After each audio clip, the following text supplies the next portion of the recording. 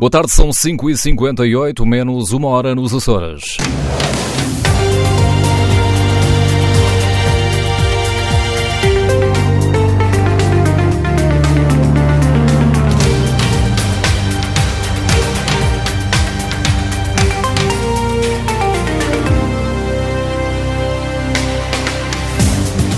Escola Secundária José Gomes Ferreira visita o Diário de Notícias. Bactéria de água doce possibilita a criação de novo genoma. Casa em Singapura produz a sua própria energia. Primeira prova em foto de um buraco negro. Tabaco aquecido, mais ou menos perigoso?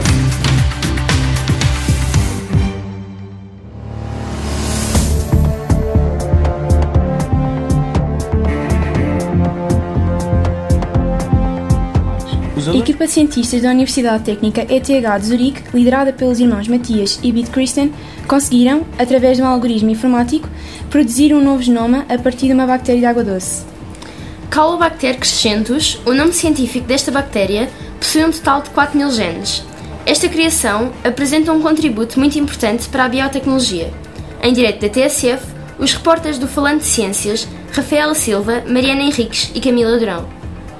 O lar da Escola de Design e Meio Ambiente da Universidade Nacional de Singapura desenhou uma casa apenas para consumir a energia que produz. Na casa, as telhas foram substituídas por 1.200 painéis solares que geram cerca de 500 MW de energia por ano.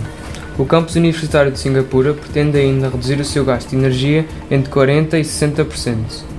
Em direto da TSF, os repórteres do Falante de Ciências, Tomás Perdigão e Sundriquim. Foi revelado pelo projeto internacional de telescópio Event Horizon pela primeira vez na história da humanidade a primeira imagem de um buraco negro. Trata-se de um acontecimento bastante importante na história da ciência, pois com este novo passo, os buracos negros deixam de ser entidades teóricas e abstratas, mas algo comprovável. Esta colaboração envolveu 40 nacionalidades e contou com o financiamento do Programa Europeu Horizonte 2020. Em direto da TSF, os repórteres do Falante de Ciências, Mariana Azevedo, Miguel Catarino e Diogo Vieira. Os utilizadores portugueses de tabaco aquecido, número que tem vindo a crescer exponencialmente, poderão ter sido enganados pela própria indústria sobre os componentes negativos do produto. Esta questão evidencia conflitos de interesse que terão sido expostos por um documento assinado pela Sociedade Portuguesa de Cardiologia, a Associação Portuguesa de Medicina Geral e Familiar e a Sociedade Portuguesa de Pneumologia, e representam um alerta para os riscos que estes dispositivos poderão ter à saúde. Em direto da TSF, os repórteres do Falante de Ciências, Manuel Vizoso e Diogo Figueiredo. Os alunos começaram por ser apresentados com um vídeo sobre a história do Diário de Notícias e, depois de uma palestra sobre a transição energética e a democratização da energia da engenheira Ana Rita Antunes, os alunos tiveram a oportunidade de entrevistar a mesma. Em direto da TSF, os repórteres do Falante de Ciências, Daniel Ventura e Guilherme Marques. Obrigada, Ana Rita Antunes, por estar hoje aqui connosco. Eu queria começar por lhe perguntar o seguinte: o discurso das alterações climáticas chegou finalmente ao discurso político e a energia é uma questão essencial do combate às alterações climáticas. O que é que falta agora para passarmos do discurso político ao concreto? Falta muita coisa, não vou ser exaustiva. Não vou ser falsa no sentido de dizer que está tudo feito, não está. Como eu tentei dizer, o caminho ainda vai ser longo, ou seja, de repente, de facto, temos os políticos a pôr as alterações climáticas no seu discurso, mas é preciso agora passar para a prática, ou seja, já os conseguimos pôr a falar do assunto, mas ainda não os conseguimos pôr a agir. Por isso, a pressão dos cidadãos, a pressão civil tem que continuar e tem que aumentar, e também a pressão política tem que ser muito maior. E por isso é que todos temos que fazer tudo o que tiver ao nosso alcance para passar das palavras aos atos. Mas já conseguimos avançar alguma coisa, porque há 10 anos nem sequer se punha a questão que havia alterações climáticas. Portanto, e agora os políticos já dizem que temos que fazer alguma coisa, mas ainda é preciso passar para a prática. Daniel? Obrigado. Ana Rita, quais dos impactos que a utilização correta das energias renováveis a nível mundial teria na economia e no ambiente? Na economia teria um impacto significativo e positivo, porque as renováveis, a indústria da energia renovável, cria muito mais emprego que a indústria da energia fóssil. Ou seja, o facto de nós produzirmos de forma descentralizada, produzirmos menos energia de cada vez, termos manutenção daqueles sistemas, temos de ter técnicos, evolução tecnológica, tudo isso pode ter um impacto significativo e positivo e também nas economias locais, porque com a proliferação das energias renováveis e até ao nível do cidadão, o que se vê é que cada vez há mais empresas de pequena e média dimensão para fazer depois a manutenção dos sistemas e tudo o que envolve a manutenção e o aumento destas mesmas energias renováveis.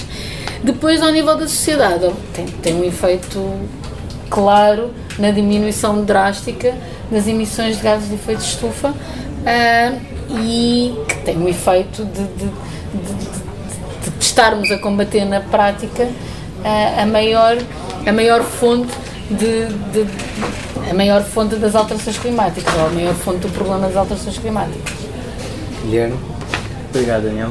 A Ana Rita afirmou que em 2050 45% da população irá produzir a sua própria energia em casa. Como será isso possível?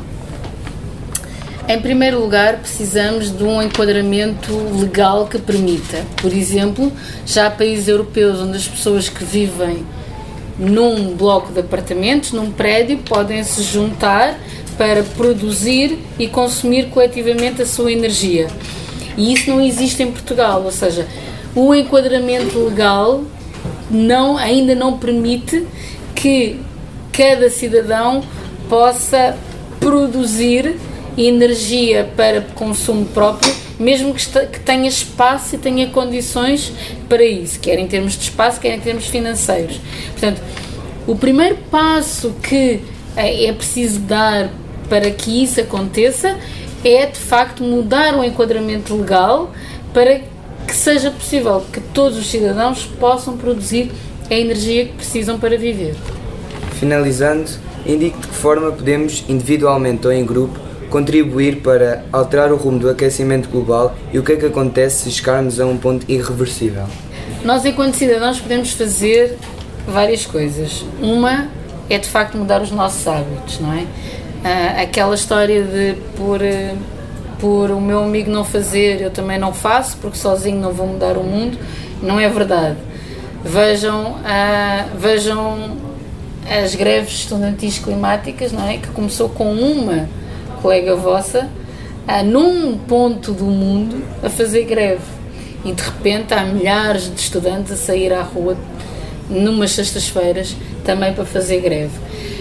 Portanto, a nossa ação individual de reduzir o consumo de carne, a nossa ação individual de ir para a escola de transportes públicos ou de bicicleta ou a pé, pode de facto fazer a diferença.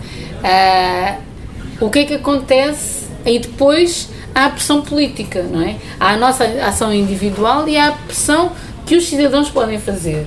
O mandar cartas ao Primeiro-Ministro, o escrever uma carta ao Presidente da República, o escrever uma carta, por exemplo, à nossa loja de roupa preferida a perguntar o que é que se faz com os desperdícios têxteis, que é a maior indústria, é uma das 3 maiores indústrias do mundo.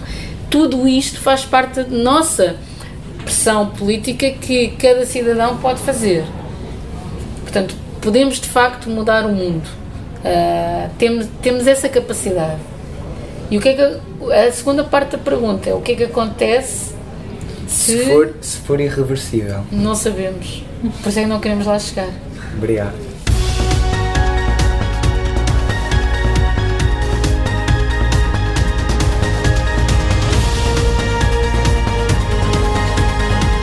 Tudo o que se passa, passa na TSF. 5, 3, 4, 1, Atenção TSF Lisboa a partir de Maputo.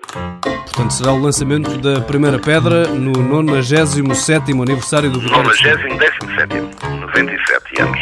A construção orçada em 1900 mil euros. Em termos percentuais, estes dois documentos chegaram para a Procuradoria. Em Portimão passa para a 14ª posição, exatamente. Khodorkovsky, assim é que é, ouviu os 3 líderes parlamentares. Porque lhe interessa sacudir a água do pacote.